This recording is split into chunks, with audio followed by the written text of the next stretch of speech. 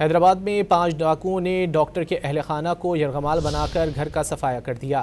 تھانہ B section کی حدود لطیف آباد میں ڈاکو ڈاکٹر جہانگیر کے گھر سے 3 لاکھ روپے نقدی، 65 لاکھ روپے مالیت کے طلائی زیورات اور قیمتی سامان لے کر فرار ہو گئے۔ ڈی ایس پی حسین آباد اور ایس ایچ او نے جائے وقوع پر پہنچ کر معلومات اکٹھی کی۔ ڈی ایس پی کے مطابق سی سی ٹی وی کی مدد سے ملزمان کی شناخت کر لی گئی۔ 4 ملزمان کا تعلق پنجاب اور ایک کا حیدرآباد سے ہے۔ حیدرآباد میں 5 ڈاکوؤں نے ڈاکٹر کے اہل خانہ کو یرغمال بنا کر گھر کا صفایا کر دیا۔